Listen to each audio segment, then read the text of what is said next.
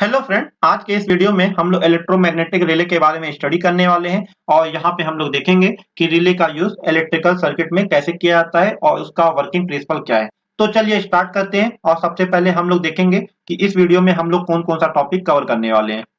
सबसे पहले रिले का फंडामेंटल देखेंगे और उसका वर्किंग प्रिंसिपल हम लोग सीखेंगे। इसके बाद रिले के कॉन्टैक्ट टाइप के बारे में स्टडी करेंगे और डिफरेंट टाइप के रिले के बारे में भी पता करेंगे थोड़ा बहुत। इसके अलावा रिले का क्या एप्लीकेशन होता है वो एग्जांपल के थ्रू हम लोग समझेंगे और वीडियो को ज्यादा लंबा ना करते हुए हम लोग स्टार्ट करते हैं अपना टॉपिक। रिले वर्ड से आप क्या सोचते हो कि रिले क्या है? तो रिले कुछ भी नहीं है, एक स्विच है जो कि इलेक्ट्रिकली ऑपरेटेड है। ठीक है। और रिले कैसे वर्क करता है? तो रिले में एक कॉइल होता है, इलेक्ट्रिकल कॉइल होता है जो कि स्विच को ऑपरेट करता है। इसके लिए रिले को हम लोग इलेक्ट्रोमैकेनिकल स्विच बोलते हैं। ठीक है।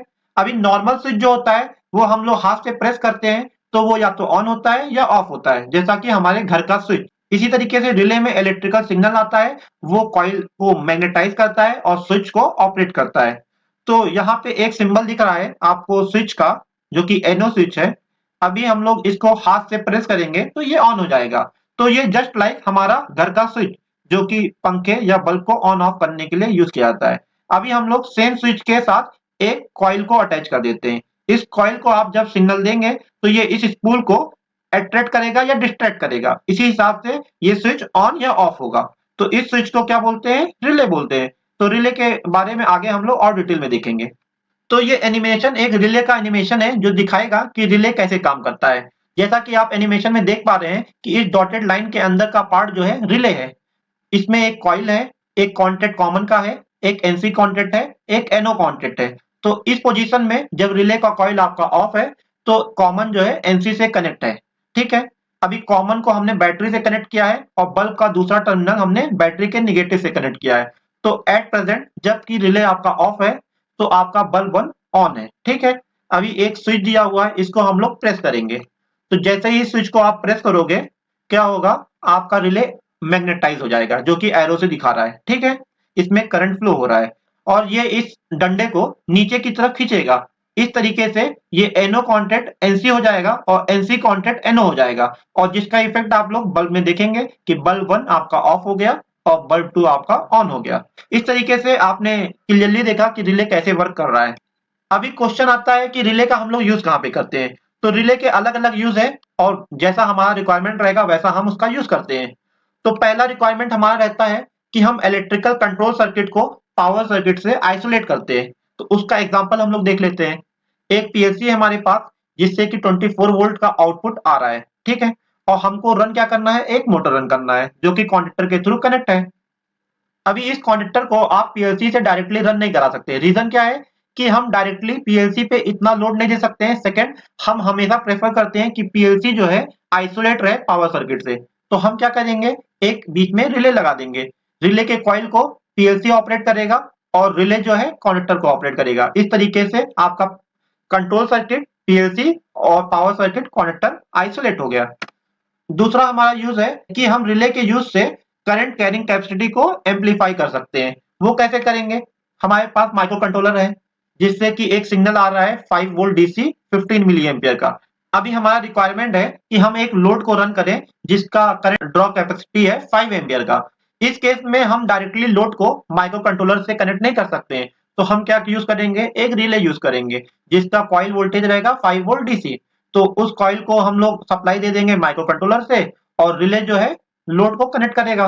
तो जैसे ही रिले ऑन होगा लोड आपका ऑन हो जाएगा। और ये रिले जो है वो एसपीएसटी टाइप का है। इसका मतलब क्या हुआ कि ये single pole single throw type का रिले है और इसका डिटेल में हम लोग स्टडी आगे की वीडियो में करेंगे। इसी तरीके से रिले का मेजर यूज है कि ये electrical relay based control logic को डेवलप करने के लिए भी किया जाता है। पहले के टाइम में जब पीएलसी या आपका माइक्रो कंट्रोलर का सेगमेंट इतना ज्यादा डेवलप नहीं था तो उस टाइम में रिले बेस्ड लॉजिक का डेवलपमेंट होता था और ये बड़ी बड़ी मशीनों को रन करने के लिए भी यूज किया जाता था। और इसके अलावा जहाँ पे हाई कैपेसिटी के कनेक्टर होते हैं और उसके डिफरेंट कॉइल वोल्टेज होते हैं तो उसको कॉइल वोल्टेज को प्रोवाइड कराने के लिए हम लोग रिले का यूज करते हैं। यहाँ पे एक इमेज है रिले का। इसमें आप देख सकते हैं ब्राउन कलर का आपको कॉइल दिख रहा है। यहाँ पे एक एलईडी इंडिकेटर भी दिख रहा है जो कि शो करेगा कि आपका रिले ऑन कंडीशन में है या ऑफ कंडीशन में। इसी तरीके से एक मूविंग अटैचमेंट है जो मूव करेगा जब आपका कॉइल मैग्नेटाइज होगा। और इसको एक नॉर्मल पोजीशन में रखने के लिए एक स्प्रिंग भी लगाया गया है, जो कि इसको नॉर्मल कंडीशन में एनसी के कॉन्टेक्ट से अटैच रखेगा। इसके बाद ये मूविंग जो पार्ट है, इससे एक वायर ले जाकर इस कॉन्टेक्ट में लगा दिया गया है, तो इसको जनरली हम लोग कॉमन बोलते हैं। इसके बाद मूविंग पार्ट का दूसरा सिरा जो है एक पिन से टच है, तो ये पार्ट जो है वो एनसी कहलाएगा, क्योंकि ये नॉर्मल कंडीशन में यहां से इस पॉइंट के बीच में वायर शॉर्ट है, और जब ये मैग्नेटाइज होगा तो इस यहाँ पे आ जाएगा। इसका हम लोग फंक्शन आगे देखेंगे। इसी तरीके से आपने कभी भी अगर रिले देखा होगा तो किसी रिले में 4 पिन होते हैं, किसी में 5 पिन होते हैं, किसी में 11 पिन होते हैं। तो अलग-अलग पिन के नंबर से हम लोग आइडेंटिफाई कर सकते हैं कि रिले किस टाइप का है। जनरली कोई भी रिले हो, 2 पिन जो होते हैं वो रिले का कॉइल होता है। इसके अलावा जो पिन बचते हैं वो हमारे कॉन्टैक्ट्स होते हैं। जैसा कि 4 पिन रिले में 2 पिन जो है वो कॉइल है और 2 पिन जो है वो कॉन्टैक्ट है। इसी तरीके से इसमें 2 पिन जो है वो रिले है और 3 पिन जो है वो कॉन्टैक्ट्स है। इसका डिटेल में हम लोग आगे देखते हैं। यहाँ पे 4 पिन रिले और 5 पिन रिले का सर्किट दिया हुआ है। A1 और A2 2 पिन जो था वो कॉइल को कनेक्ट है, ठीक है। इसके अलावा एक पिन जो है कॉमन है, दूसरा NO है। और ये हो गया 4 पिन का रिले, और इसको हम लोग बोलते हैं सिंगल पोल, क्योंकि ये जो पार्ट है एक नंबर में है तो इसको सिंगल पोल बोलेंगे। अगर ये डबल होता था तो उसको हम लोग डबल पोल बोलते थे। इसी तरीके से इसमें केवल एक NO कॉन्टैक्ट यूज किया गया है, इसके लिए इसको बोल रहे हैं सिंगल थ्रो। तो ये हो गया सिंगल पोल सिंगल थ्रो। अभी 5 पिन के रिले में देखते हैं। कॉइल एज इट इज है, कॉमन यूज किया है, एक कॉन्टैक्ट NO है और एक है NC। तो इसको हम लोग बोलते हैं सिंगल पोल डबल थ्रो, क्योंकि इसमें NO और NC दोनों यूज किया गया है। कुछ इंपॉर्टेंट टाइप के रिले हम लोग यहाँ पे डिस्कस कर रहे हैं पोल्स और थ्रोस के हिसाब से। अभी इसका सर्किट आप लोग नीचे देख सकते हैं। सिंगल पोल सिंगल थ्रो ये हो गया, सिंगल पोल डबल थ्रो ये वाला सर्किट हो गया। इसी तरीके से डबल पोल सिंगल थ्रो, इसमें देखिए सेट है, एक कॉन्टैक्ट का सेट ये है A1 B1 और एक कॉन्टैक्ट का सेट है A2 B2। इसी तरीके से इसमें भी 2 सेट है, तो इसको क्या बोलते हैं डबल पोल।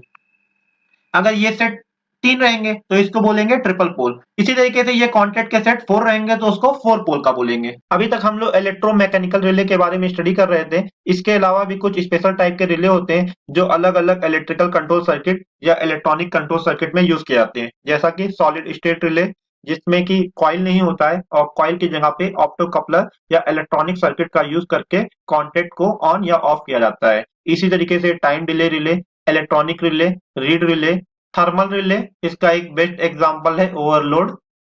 बकल्स रिले, सीक्वेंस रिले, इसका यूज प्रोसेस कंट्रोल में किया जाता है और एक ये स्पेशल टाइप का रिले है। इसी तरीके से वाइब्रेशन रिले और बहुत सारे अदर रिले। इसके बाद एक एग्जांपल के थ्रू हम लोग रिले का फंक्शन देखते हैं। यहाँ पे एक इलेक्ट्रिकल सर्किट है जिसमें प्रेशर स्विच है और प्रेशर स्विच कॉन्टैक्ट को ओपन या क्लोज करेगा। इसके अलावा स्टॉप पुश बटन है, स्टार्ट पुश बटन है, और जैसे ही स्टार्ट पुश बटन आप दबाएंगे रिले का कॉइल एनर्जाइज हो जाएगा। और यहाँ पे NO और NC कॉन्टैक्ट यूज किया गया है। NC कंडीशन में ब्रेक कॉइल एक्टिवेट रहेगा, मतलब C1 ऑन रहेगा, और जैसे ही आप पुश बटन प्रेस करेंगे NO कॉन्टैक्ट NC हो जाएगा और मोटर आपका ऑन हो जाएगा और ब्रेक रिलीज हो जाएगा। तो ये एक बेसिक सा फंक्शन है रिले का। इसके बाद हम लोग रिले को एक्चुअल में देखते हैं कि रिले एक्चुअल में कैसा रहता है। तो जैसा कि आपको इमेज में दिख रहा है, एक रिले है जो कि माउंट किया हुआ है माउंटिंग बेस पे, और इसमें मार्किंग आप देख रहे हैं A2 A1 नंबरिंग्स है। ये अलग अलग पिन के नंबरिंग्स है जो कि आपको कैटलॉग में पता चल जाएगा वो पिन पे क्या लगा हुआ है। अभी एक्चुअल रिले को हम लोग देखेंगे और स्टडी करेंगे कि ये कैसे काम करता है। तो रिले जैसा कि आप लोग दिख रहा है, इसमें एक इंडिकेटर दिख रहा है आपको, एक स्प्रिंग दिख रहा है। स्प्रिंग से मूविंग कॉइल को टेंशन दिया गया है और ये रिले एक माउंटिंग बेस पे माउंट है, और इसमें नंबरिंग भी दिख रहा है। तो ये पिन्स के नंबरिंग है जिसमें आपको वायरिंग करने में इजी होगा।